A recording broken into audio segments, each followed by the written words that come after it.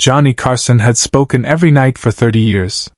He had interviewed presidents, movie stars, comedians, and astronauts. He had delivered thousands of monologues, cracked tens of thousands of jokes, and never once lost control of his show. But on this particular Tuesday night in 1978, something happened that no one in Studio 6B at NBC had ever witnessed before. Johnny Carson stopped mid-sentence. And the entire studio froze. The cameras were rolling. Doc Severinson's band was waiting for their cue. Ed McMahon was seated to Johnny's right, leaning forward with that familiar grin. The audience was warm, responsive, laughing at every beat. It was supposed to be a standard segment, a feel-good moment near the end of the show. A local charity had arranged for a young girl, no older than 9, to present Johnny with a handmade thank you card on behalf of sick children at a nearby hospital. Her name was Emily. She had soft brown hair pulled into 2 neat pigtails, and she wore a pale yellow dress that her mother had ironed that morning. She clutched the card in both hands as she walked onto the stage, her small shoes making almost no sound on the polished floor. The audience gave her a round of encouraging applause. Johnny smiled his trademark smile, the one that had made him America's most beloved late-night host. "Well, hello there," Johnny said, his voice gentle and warm. "What's your name, sweetheart?" "Emily," she said quietly, barely audible over the studio lights humming above. Johnny leaned down slightly, resting his forearms on the desk. "Emily. That's a beautiful name. And I hear you have something for me?" She nodded and stepped closer, holding out the card. It was decorated with crayons, glitter, and stickers. On the front, in wobbly handwriting, it read, "Thank you, Mr. Carson." Johnny took the card carefully, as if it were made of glass.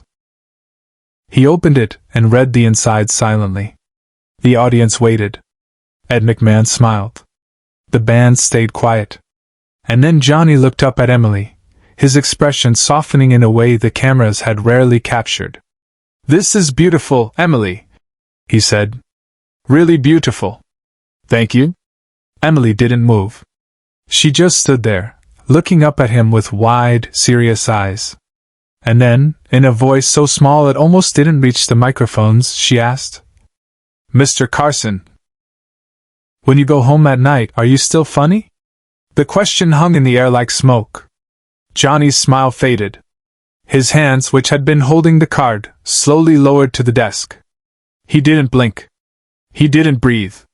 For the first time in 3 decades of live television, Johnny Carson had no response. Subscribe and leave a comment, because the most powerful part of this story is still ahead. The studio fell into a silence so complete that the hum of the stage lights became the loudest sound in the room. Ed McMahon shifted in his seat, unsure whether to jump in or stay quiet. Doc Severinson glanced at his musicians, but no one dared to play a note. The audience, sensing that something unusual was happening, stopped laughing. A few people leaned forward in their seats. Johnny stared at Emily. Not with confusion. Not with irritation. But with something else entirely, recognition. As if this 9-year-old girl, standing in her yellow dress under the blazing studio lights, had just asked the one question no one had ever dared to ask him before. He set the card down gently on his desk. Then he did something no producer, no director, no network executive would have ever scripted.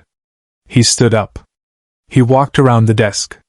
And he knelt down in front of her, so that they were eye to eye. The cameras zoomed in instinctively. The director in the booth didn't cut away. Everyone knew this was no longer a scripted moment. This was something real. "Emily," Johnny said quietly, his voice barely above a whisper. "That's a really good question." She blinked up at him, her small hands still fidgeting with the edge of her dress. "Can I tell you the truth?" Johnny asked. She nodded. Johnny exhaled slowly.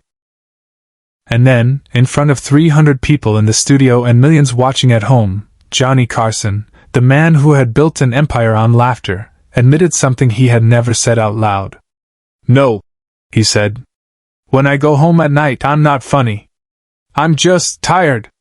And sometimes I'm sad. And sometimes, I don't know what to say at all.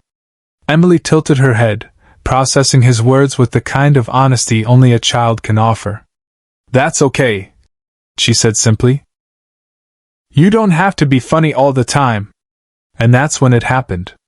Johnny Carson, the man who never cried on camera, who had mastered the art of composure under pressure, felt his throat tighten. His eyes glistened under the lights. He smiled, but it wasn't his performer's smile. It was something deeper. Something human. He reached out and gently placed his hand on her shoulder. Thank you, Emily, he said, his voice cracking just slightly. Thank you for that. Carson stopped mid-monologue. Backstage, he made a choice no producer would have ever allowed. But this was the moment no one in the studio, nor anyone at home, ever saw coming. The audience didn't know what to do. Should they applaud? Should they stay silent? And then, slowly, one person started clapping. Then another. Then another. Within seconds, the entire studio was on its feet, applauding not for a punchline, not for a celebrity entrance, but for a moment of pure, unscripted humanity. Johnny stood up slowly, still looking down at Emily. He took her small hand in his and walked her back toward the side of the stage, where a production assistant was waiting. He whispered something to her that the cameras couldn't pick up. She nodded, smiled, and waved at the audience before disappearing behind the curtain. Johnny walked back to his desk, his hands trembling slightly as he picked up his coffee mug. He took a sip, more to steady himself than anything else.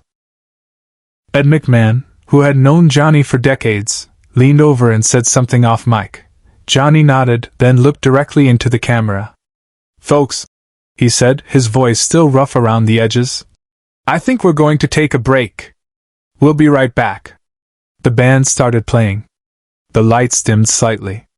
And as the show cut to commercial, Johnny Carson sat at his desk, staring at the handmade card Emily had given him. He didn't say anything. He didn't need to. What happened next was not broadcast. But those who were there that night would later describe it as one of the most profound moments they had ever witnessed in television. During the commercial break, Johnny didn't joke with Ed.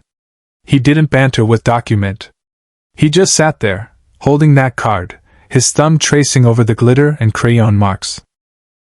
One of the camera operators, a man named Bill who had worked on The Tonight Show since its early days, later recalled that Johnny looked up at him and said, "That kid just broke me wide open." When the show came back from commercial, Johnny's composure had returned. He finished the episode with his usual charm and wit. But something had shifted. Those who knew him well could see it in his eyes. A kind of weight had been lifted. Or maybe it had been acknowledged for the first time. After the taping ended, Johnny didn't go to his dressing room immediately. Instead, he walked backstage to where Emily was waiting with her mother. He knelt down again, this time away from the cameras, and thanked her one more time. He asked her about the hospital, about the kids she was helping, about what she liked to do. And he listened.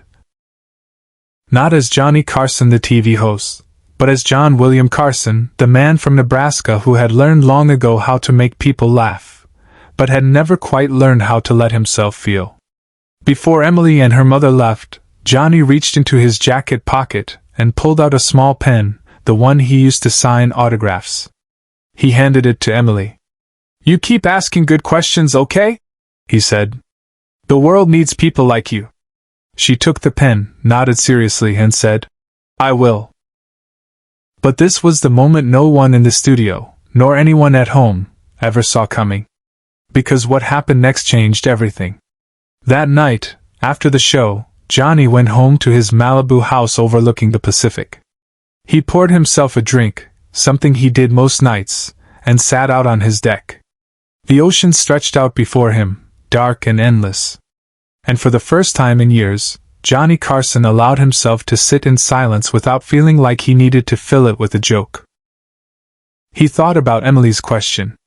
"When you go home at night, are you still funny?" It was such a simple question. But it had cut through every defense he had built over 3 decades in the spotlight. Because the truth was, Johnny had spent so much of his life performing that he had almost forgotten what it felt like to just be. The next morning, Johnny did something unusual. He called the hospital where Emily volunteered. He asked to speak to the director. And he arranged for a donation, one large enough to fund an entire wing dedicated to pediatric care. He didn't announce it. He didn't hold a press conference. He just did it quietly, the way he did most things that mattered. But Johnny also did something else. He called his producer and asked for something that had never been done before on The Tonight Show. He wanted to create a segment, once a month, where regular people, not celebrities, could come on and share their stories. No jokes. No setups. Just real conversations with real people about real life. The network executives were skeptical. "Johnny, people tune in for laughs," one of them said. "They don't want to cry." Johnny looked at him across the conference table and said something that would become legendary among the Tonight Show staff. "Maybe they do. Maybe they've been waiting for permission." The segment launched 3 weeks later. It was called Real Talk with Real People. And it became one of the most watched parts of the show. Parents wrote letters about children they had lost. Veterans spoke about coming home from war. Teachers talked about students who changed their lives. And Johnny listened to every single one of them with the same presence he had given Emily that night. He didn't try to make them laugh. He didn't fill the silence with jokes. He just sat there, leaning forward, his hands folded on the desk, and he listened. Really listened. The way he wished someone had listened to him all those years he spent being funny when he was dying inside. But the story didn't end there. Because Emily's question had unlocked something in Johnny that he hadn't realized was locked. In the weeks that followed, viewers noticed a subtle shift in his hosting style. He seemed more present, more willing to let moments breathe. He asked his guests deeper questions. He didn't always go for the laugh. And when he did, it felt more genuine. Years later, after Johnny had retired from The Tonight Show, a journalist asked him about the most memorable moment of his career. Johnny, who rarely gave sentimental answers, paused for a long time. Then he said, "There was a little girl once who asked me if I was still funny when I went home. And I realized I had spent my whole life trying to be. But what she taught me that night was that I didn't have to be. I could just be myself. And that was enough." The handmade card Emily gave him that night was never thrown away. Johnny kept it in a small wooden box on his desk at home. And every now and then, when the weight of fame or the loneliness of success became too much, he would take it out and read it again. "Thank you, Mr. Carson." Simple. Honest. True. Emily grew up to become a pediatric nurse, inspired by the kids she had met in that hospital all those years ago. She never forgot the night she stood on that stage and asked Johnny Carson a question. And though she didn't know it at the time, that question had done something extraordinary. It had reminded one of the most famous men in America that beneath the jokes, beneath the applause, beneath the carefully constructed persona, there was still a human being. And that human being deserved to be seen. Share and subscribe. Make sure this story is never forgotten. The legacy of that night rippled far beyond Studio 6B. Other talk show hosts began to notice the shift in Carson's approach. They saw how he allowed vulnerability into his interviews, how he no longer hid behind the desk and the monologue. And they followed his lead. In many ways, the modern late-night landscape, where hosts are expected to be both entertainers and empathetic listeners, can trace its roots back to moments like that one. Johnny Carson passed away in 2005, but the memory of that Tuesday night in 1978 lives on. It's a reminder that sometimes the most powerful moments on television aren't scripted. They aren't planned by producers or approved by network executives. They happen when a child asks a simple question, and a man who has spent his entire life making others laugh finally allows himself to be honest. The Tonight Show went on for many more years. Johnny interviewed countless more guests. He told countless more jokes.